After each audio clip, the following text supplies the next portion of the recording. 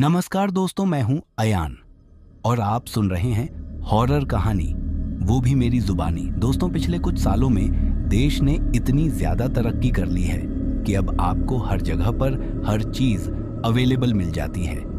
अगर आपको भूख लग रही है और आपका खाना बनाने का मन नहीं है तो आप घर बैठे बैठे सिर्फ पैसे देकर अपने लिए अपनी मनपसंद का खाना मंगवा सकते हो। और आज के टाइम पर बहुत बड़े लेवल पर ये हो भी रहा है, क्योंकि आज के टाइम पर मार्केट में ऐसी कई कंपनियां आ गई हैं जो ऑनलाइन खाना डिलीवर करने का काम करती हैं। और इन कंपनियों के मार्केट में आने की वजह से बहुत से लोगों को रोज़गार भी मिला है।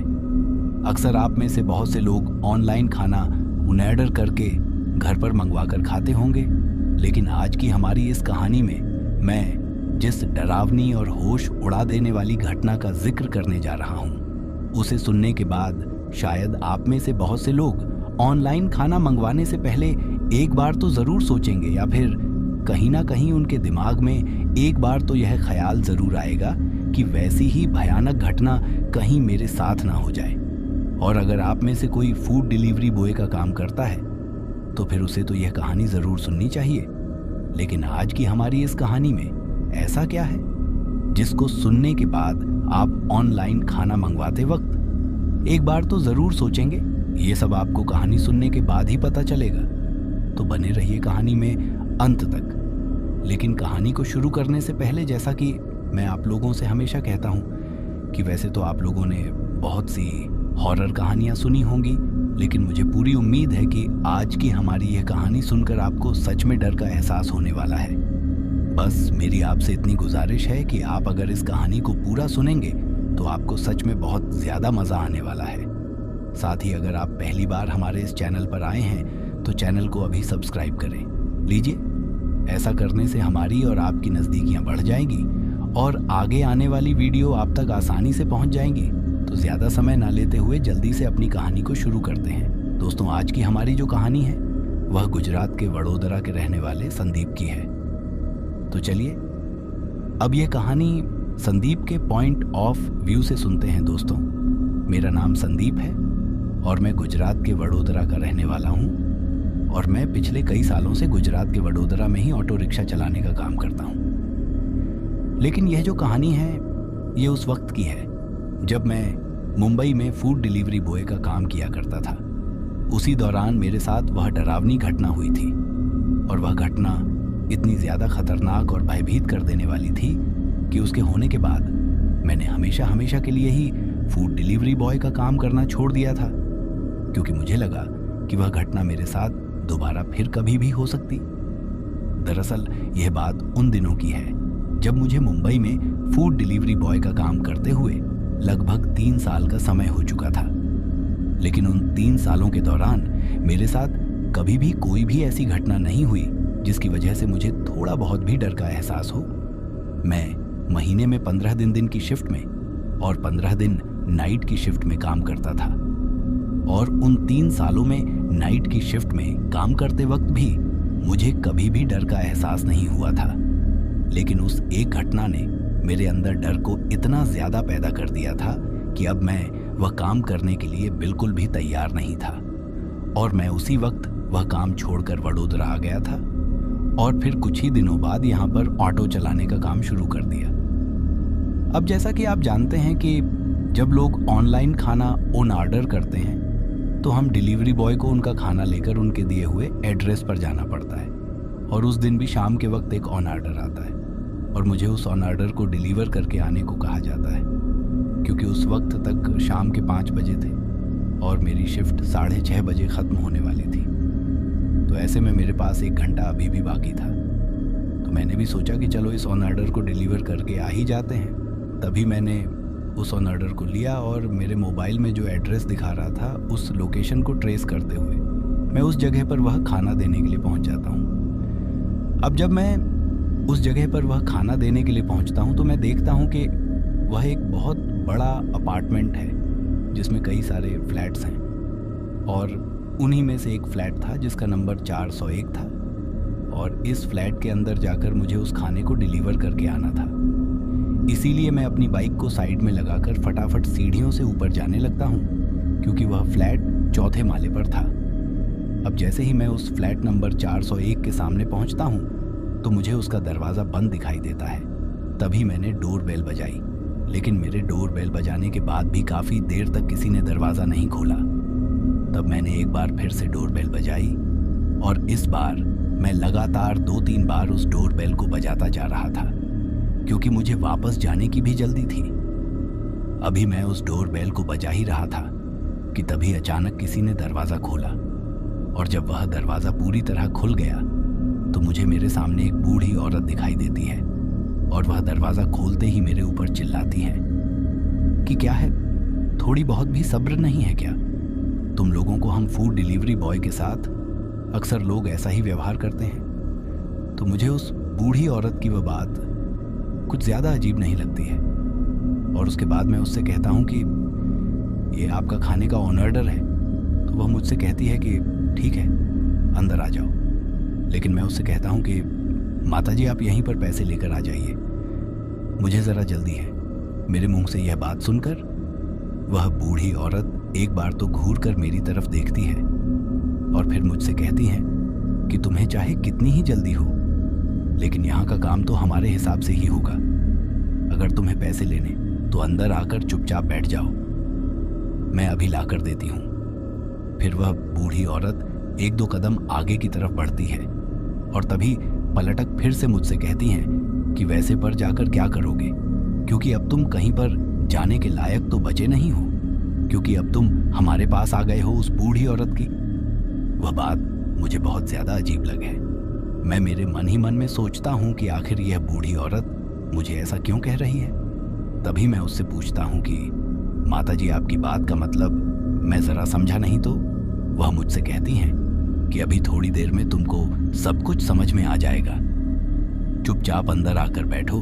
तभी मैंने सोचा कि शायद यह बूढ़ी औरत दिमाग से थोड़ी बहुत सट आई हुई है और तभी ऐसी बहकी बहकी बातें कर रही हैं। इसके बाद वह बुद्धि औरत अंदर पैसे लाने के लिए चली जाती है और मैं भी थोड़ा अंदर जाकर सोफे पर बैठ जाता हूँ। अभी मैं सोफे पर बैठा ही था कि तभी उस फ्लैट का जो मेन दरवाज़ा था वह धीरे धीरे अपने आप ही बंद हो गया था, और जब वह बंद हुआ तो उसके बंद होने की आवाज़ को सुनकर मैंने एक बार मेरी नज़रों को उस दरवाजे की तरफ घुमाया तो मैंने सोचा कि यह दरवाज़ा अपने आप ही कैसे बंद हो गया। फिर मैंने सोचा कि शायद हवा की वजह से ऐसा हो गया होगा, लेकिन जब मैंने महसूस किया तो वहाँ पर हवा भी इतनी ज़्यादा नहीं चल रही थी कि उसकी वजह से वह इतना बड़ा दरवाज़ा अपने आप ही बंद हो जाए।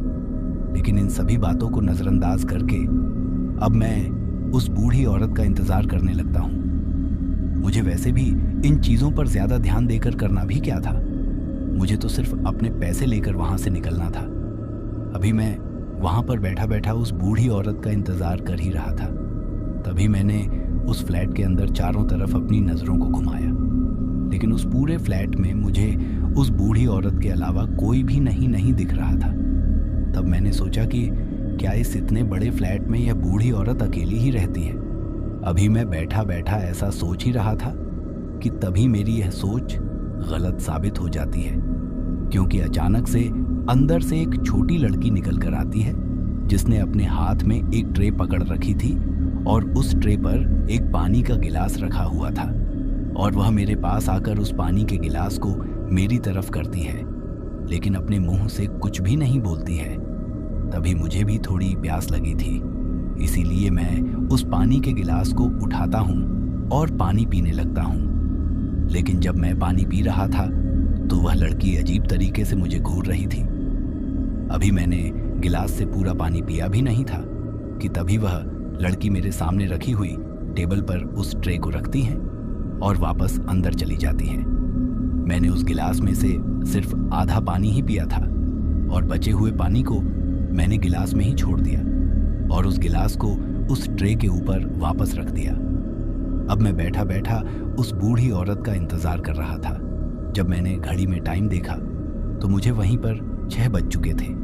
तभी मैं सोच रहा था कि आज तो मैं बहुत ही ज़्यादा लेट हो गया हूँ। अब जैसे जैसे दिन ढलता जा रहा था वैसे वैसे अंधेरा होता जा रहा था। लेकिन जब मैं वहाँ पर बैठा था तो मैंने एक चीज़ को नोटिस किया कि उस पूरे फ्लैट में कहीं पर भी लाइट नहीं जली हुई थी। और अब जैसे जैसे दिन ढल रहा था वैसे वैसे उस फ्लैट के अंदर थोड़ा थोड़ा अंधेरा होता जा रहा था। इसके बाद मैंने सोचा कि ये कैसे अजीब लोग हैं, घर के अंदर भी लाइट जलाकर नहीं रखते। और उसके बाद मैंने एक बार उस बूढ़ी औरत को आवाज़ लगाई कि माताजी कितना टाइम और लगेगा, लेकिन मेरी आवाज़ का अंदर से कोई भी जवाब नहीं आता है। उसके बाद मैंने लगभग 10 मिनट तक वहाँ पर और इंतज़ार करने की सोची। मैंने सोचा कि या तो 10 मिनट के अंदर वह बूढ़ी औरत अंदर से पैसे लेकर आ जाए, और अगर वह नहीं आती है तो मैं खुद अंदर जाकर उससे पैसे ले आऊँगा, क्योंकि भला मैं कब तक यहाँ पर ऐसे ही बैठा रहूँगा। अब कुछ ही देर में वह 10 मिनट भी गुजर जाती है, लेकिन अंदर से वह बूढ़ी औरत नहीं आती है। उसके बाद मैंने सोचा कि अब तो मुझे ही अंदर जाकर पैसे लेकर आने पड़ेंगे, क्योंकि अक्सर हमारे साथ ऐसा होता था कि लोग खाना लेकर अंदर तो चले जाते थे, और जब उनके पास पैसे नहीं होते थे तो वह लोग बाहर ही नहीं निकल कर आते थे। और आज मैंने सोचा कि शायद यहाँ भी कुछ ऐसा ही है। शायद उस बूढ़ी औरत के पास खाने के पैसे देने के लिए तो होंगे नहीं, और वह अंदर जाकर छुप गई है। तभी मैं उस सोफे से उठा और अब अपने कदमों को धीरे धीरे अंदर की तरफ बढ़ाते हुए आवाज़ लगाते हुए अंदर की तरफ जा रहा था कि माताजी आप कहाँ हैं, मुझे जल्दी से पैसे दे दीजिए, मुझे काफ़ी ज़्यादा लेट हो रहा है। अब मैंने अंदर की तरफ जाते हुए 2-3 बार आवाज़ लगाई, लेकिन मुझे कोई भी जवाब नहीं मिला। तभी मैंने उस फ्लैट के अंदर जो बेडरूम था उसके अंदर झांक कर देखा, लेकिन उस बेडरूम में भी कोई नहीं था। अभी मैं उस बेडरूम में देख ही रहा था कि तभी मुझे मेरे कानों में उस फ्लैट के अंदर जो किचन था उसके अंदर से कुछ खाने की आवाज़ सुनाई देती है, जिसको सुनने के बाद मैंने अपने कदमों को उस किचन की तरफ बढ़ाया। लेकिन किचन के अंदर जाने से पहले भी मैंने 2-3 बार आवाज़ लगाई, लेकिन इस बार भी मुझे मेरी आवाज़ का कोई जवाब नहीं मिला।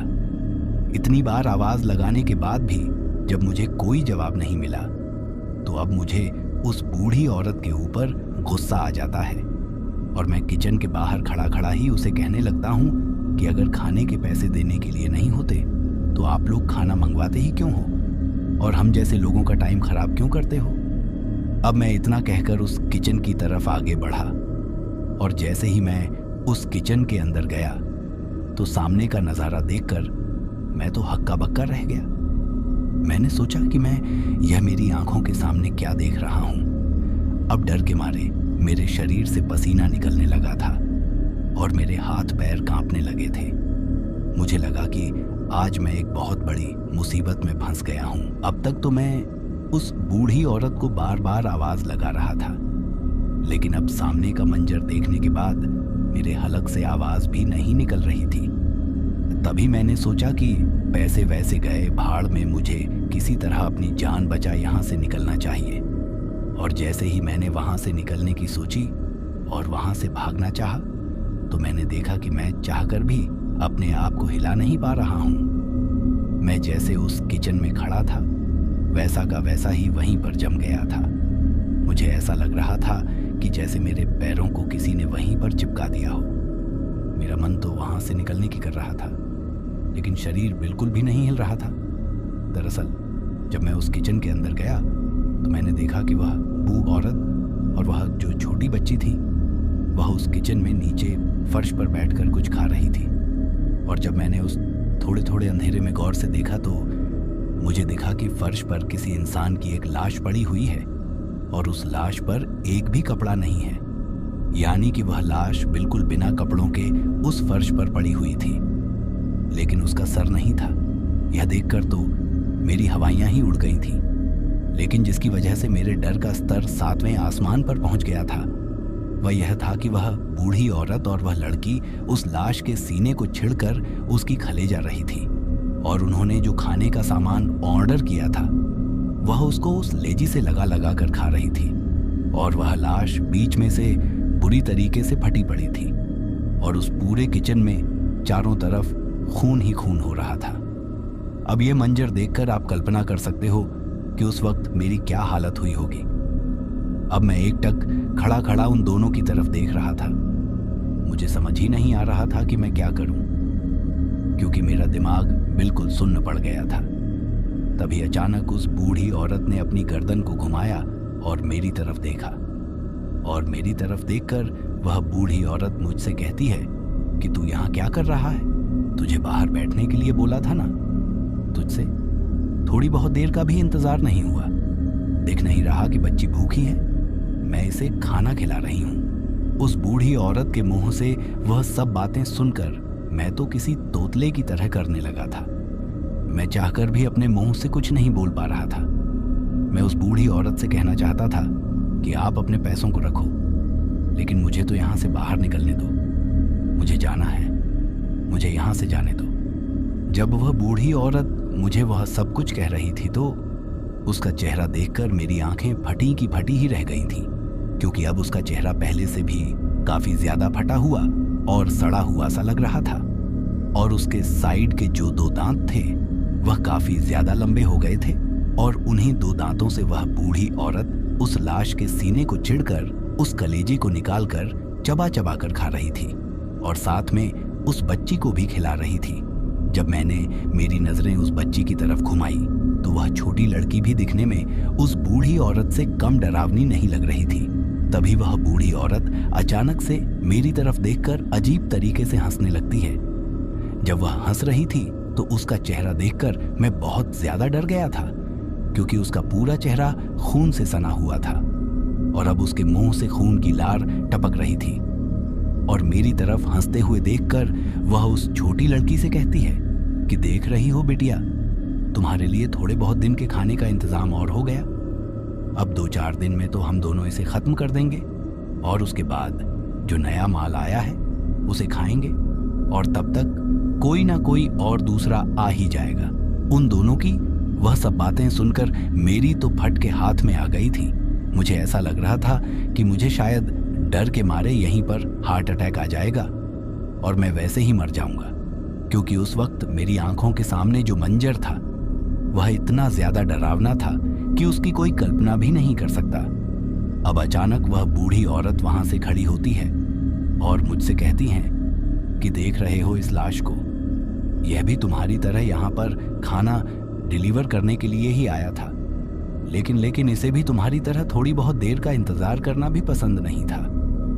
और जिन लोगों को इंतजार करना पसंद नहीं होता वह लोग हमको पसंद नहीं होते, इसी वजह से हमने इसका ऐसा हाल कर दिया है, और आज तुमने भी यहाँ पर आकर बहुत बड़ी गलती कर दी है। अब हम दोनों मिलकर तुम्हारा इससे भी ज्यादा बुरा हाल करेंगे। और उस बूढ़ी औरत के मुंह से ये बात सुनकर तो मैं आपको बता भी नहीं सकता कि उस वक्त मेरे ऊपर क्या बीत रही थी। मुझे ऐसा लग रहा था कि जैसे अब मैं मेरे जीवन के अंतिम पलों को जी रहा हूं और मैं कुछ ही देर में शायद अब मरने वाला हूं। अब वह सब देखकर मुझे यह तो समझ में आ गया था कि यह जो बूढ़ी औरत और यह जो छोटी बच्ची हैं, यह कोई जिंदा इंसान तो नहीं है, बल्कि यह कोई भूत प्रेत या फिर डायन है, जिन्होंने आज मुझे अपने जाल में फंसा लिया है और आज यह मुझे भी जान से मार देंगे। अभी मैं मेरे मन में यह सब सोच ही रहा था कि तभी अचानक वह बूढ़ी औरत धीरे धीरे कदमों को मेरी तरफ बढ़ाते हुए मेरे पास आती है और उसने एक जोर की लात मेरे पैरों पर मारी। और जैसे ही उसने वह लात मेरे पैरों पर मारी तो मैं धड़ाम से नीचे फर्श पर गिर जाता हूँ। इसके बाद वह बूढ़ी औरत उछलकर मेरे ऊपर बैठ जाती है और अपने दोनों हाथों से जोर से मेरी गर्दन को मरोड़ कर तोड़ने की कोशिश करती है। अब मैं अपनी जान को बचाने के लिए किसी तरह अपने दोनों हाथों से उससे अपनी गर्दन को छुड़ाने की कोशिश कर रहा था। तभी अचानक वह जो छोटी डायन थी वह वहां पर आती है और उसने मेरे दोनों हाथों को जोर से खींचकर पीछे की तरफ कर लिया था।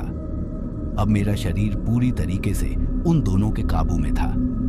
तभी वह बूढ़ी डायन अचानक से मुझसे कहती हैं कि तुम खाना डिलीवर करने वाले लोगों ने ही हमारी हंसती खेलती जिंदगी को बर्बाद कर दिया था।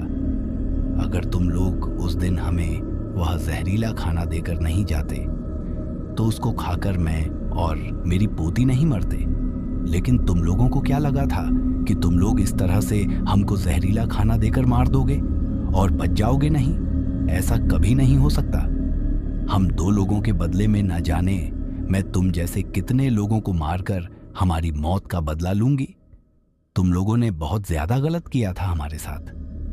आखिर इस छोटी सी बच्ची ने भी तुम्हारा क्या बिगाड़ा था जो तुमने इसके ऊपर भी थोड़ी बहुत दया नहीं की। मुझे यह सब बातें कहकर वह बूढ़ी डायन अजीब तरीके से हंसने लगती हैं और अब उसके हाथों के नाखून मेरी गर्दन के अंदर घुसने लगे थे और मेरी गर्दन से बाहर खून की बूंदें निकलने लगी थी। तभी वह बूढ़ी डायन अपने मुंह को मेरे गर्दन की तरफ लेकर जाती है। जैसे ही उसने अपने मुंह को मेरी गर्दन की तरफ किया, उस वक्त मुझे लगा कि अब शायद यह अपने नुकीले दांतों से मेरी गर्दन को काट देगी और मैं यहीं पर तड़प तड़प के मर जाऊंगा। लेकिन उस बूढ़ी डायन ने उस वक्त मेरी गर्दन को नहीं काटा, बल्कि उसके नाखून लगने की वजह से जो मेरी गर्दन से खून निकल रहा था, उसने अपनी जीभ से उस खून को चाटा और मेरे खून को चाट कर वह मुझसे कहती हैं कि तेरा खून तो सबसे ज्यादा मीठा है, इस बार हमें इसमें मिलाने के लिए कुछ भी अलग से नहीं मंगवाना पड़ेगा।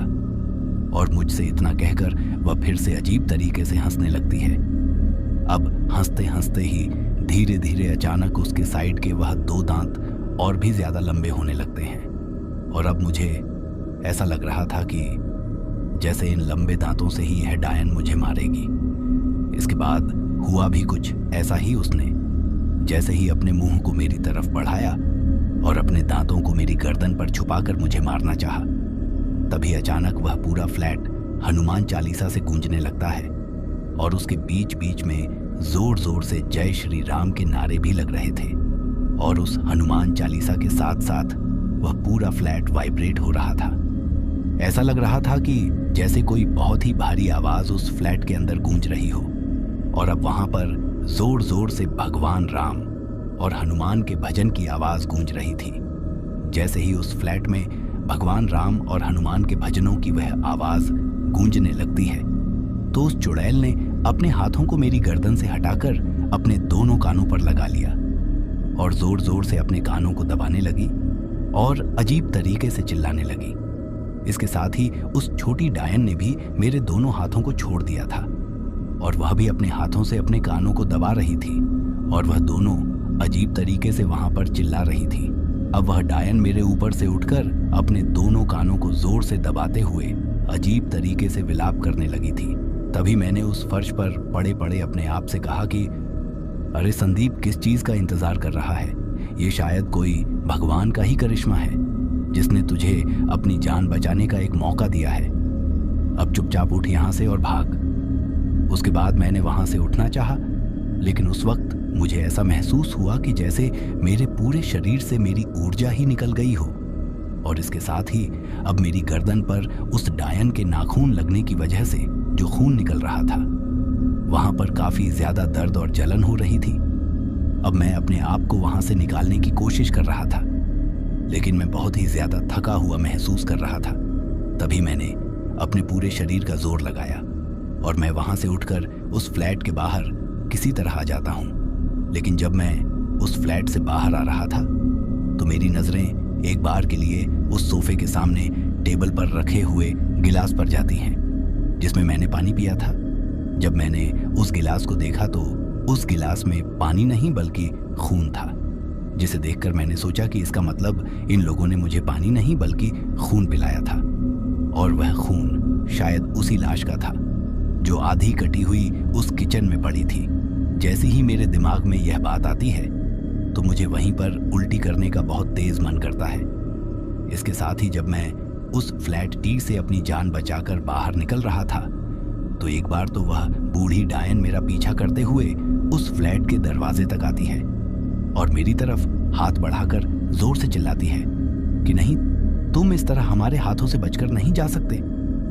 अभी उसने ऐसा बोला ही था और तभी फिर से वहां पर एक जय श्री राम का नारा गूंजता है और जैसे ही वह नारा गूंजता है तो उस चुड़ैल ने जो हाथ मेरी तरफ बढ़ा रखा था उसने उस हाथ को अपने कान पर लगाया और उसके कान से उस वक्त खून बहने लगा था। अब मैंने सोचा कि यहां रुकना बिल्कुल भी खतरे से खाली नहीं है, मुझे जितना जल्दी हो सके यहां से निकलना होगा। और अब मैं बदहवास होकर उस फ्लैट से निकलकर नीचे की तरफ सीढ़ियों पर फटाफट नीचे उतर रहा था। जब मैंने नीचे आकर देखा तो वहां पर एक बहुत बड़ा डीजे था जिसमें वह भगवान राम और हनुमान के गाने बज रहे थे।